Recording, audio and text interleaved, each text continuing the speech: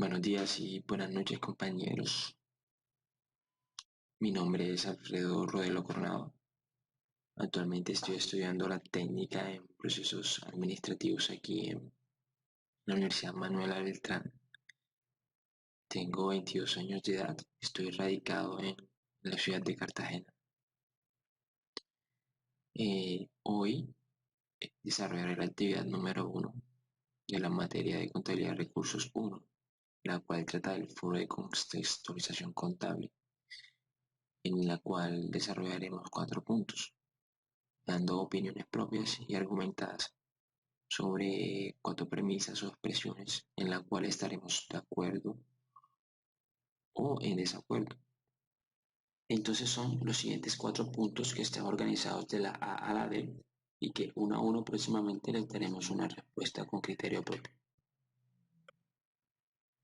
El punto A dice textualmente: el concepto de la contabilidad ha tenido una evolución histórica que se mantiene como un proceso estático en el tiempo. Desde la antigüedad hasta nuestros días se ha mantenido un mismo cuerpo normativo para el reconocimiento de las transacciones económicas. En este punto debo decir que estoy totalmente en desacuerdo, dado que desde los inicios, desde la antigüedad, desde el método del trueque, donde los empresarios o los comerciantes en ese momento realizaban sus transacciones mano a mano, porque no existía un método como tal para realizar sus transacciones, para la redundancia. Después en Egipto y Grecia, el registro de las operaciones se realizaban en tablillas de barro. Después en el siglo XV, que nace la partida simple, como pionero el señor Benedetto Catrouli, y a su vez también creó el libro de diario de mayor y también de borrador. Después en el siglo XX aparecen obras de contabilidad. Son las primeras obras escritas por pensadores que tienen, digamos, criterios más técnicos que a su vez fueron apropiados o fueron adoptados por los empresarios y los comerciantes.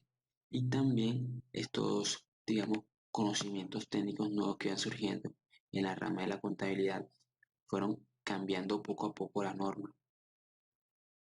Entonces, vemos que la contabilidad desde sus inicios tuvo un enfoque totalmente fiscal. ¿Qué quiere decir un enfoque fiscal? Que lo utilizaba el Estado como mecanismo para recaudar impuestos, ¿sí? Para recaudar el impuesto o los tributos que tenían que rendir las empresas. Después, con el tiempo, que los empresarios y los comerciantes utilizaron la contabilidad como un método, digamos, sistemático para elaborar presupuesto, para elaborar o controlar sus recursos económicos, para gestionar la toma de decisiones dentro de las compañías. Pero entonces vemos cómo la contabilidad va teniendo un proceso de evolución en el conocimiento y también en la rama técnica y también en la rama normativa. Entonces, doy un ejemplo. En nuestro país, el primer decreto contable o de normalización contable que nació fue el decreto 2160, que se expidió en el año 1986. Este primer decreto comienza a regular las transacciones contables, dando principios y reglas para el reconocimiento de las transacciones, pero aún así todo seguía teniendo un enfoque fiscal. Después, en el año 1994, nació el decreto 2649, que es un decreto muy famoso entre los contadores, dado que tuvo mucha vida útil hasta el año 2018. Este decreto seguía regulando toda la cuestión de las transacciones económicas, reconocimiento, la medición de los activos, de los pasivos, cómo en sí debían reconocerse todos los elementos en la contabilidad. A su vez, después, en el año 2013, nació la Ley 1314 que adoptó las normas internacionales de información financiera, que son principios de medición, de reconocimiento también, son normas técnicas que aportan calidad a la información financiera. Entonces vemos como tal que la rama de la contabilidad no son como conocimiento, no se ha mantenido como un proceso estático, ni los métodos de reconocimiento de las transacciones económicas han permanecido estáticos tampoco. Un ejemplo es que ahora en NIF tenemos el valor razonable, tenemos el valor presente como reconocimiento de una transacción económica. Entonces, dando respuesta a este punto, estoy totalmente en desacuerdo, perdón, dado los argumentos que hay anteriormente. Entonces vemos que la rama de la contabilidad como tal ha tenido mucha evolución y en mi concepto propio creo que la seguirá teniendo. Seguimos con el punto B. Dice textualmente, en las normas internacionales de contabilidad y normas internacionales de información financiera encontramos los estándares de información financiera que se aplicarán en Colombia a partir del año 2015. Dichos estándares solamente son importantes para los países del mundo desarrollado porque promueven sus fines e intereses económicos, por ende promueven su uso e implementación en las naciones que están en vías de desarrollo. Estoy de acuerdo con esta expresión, dado que estas normas internacionales lo que quieren es regular, digamos, internacionalmente todo el lenguaje contable, dado al capital extranjero. Entonces, esto es importante para las empresas, o perdón, para los países que están en desarrollo, que están promoviendo las multinacionales, las compañías extranjeras, el capital extranjero como tal, dado que, digamos, los empresarios necesitan mantener un mismo lenguaje para reconocer todos sus hechos económicos y toda su situación y estados financieros en un mismo lenguaje. El punto C dice textualmente, en el marco conceptual de la información financiera del International Accounting Standards Board, IASB, se contemplan unas características cualitativas que debe gozar la información financiera. Estas cualidades o características buscan es generar más confianza entre los inversionistas y otros usuarios de la información financiera. Claro que estoy muy de acuerdo con esta expresión.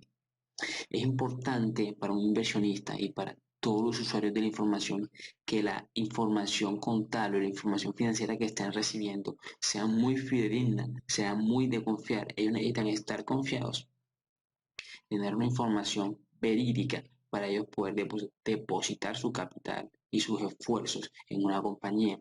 Entonces, es importante esto. El marco conceptual eh, expresa unas características muy importantes. Una de ellas es la relevancia.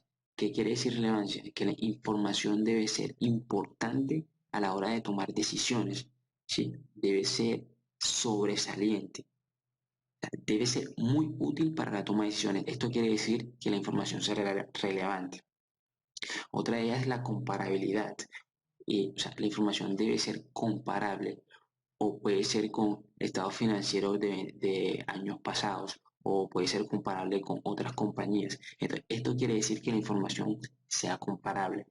Otra puede ser la comprensibilidad. Es muy importante para un usuario de la información poder comprender la información. Entonces, esto es una característica para mí de las más importantes, dado que la información siempre debe buscar ser comprensible para todos los usuarios de la información. Y también la última de ellas que puedo mencionar como ejemplo es la oportunidad. Es importante que la información se entregue oportunamente. Digamos que esto es muy relevante y genera mucha confianza para los inversionistas y los usuarios de la información, que la información contable y financiera sea entregada a tiempo y de forma oportuna. Entonces, estoy totalmente de acuerdo con esta expresión.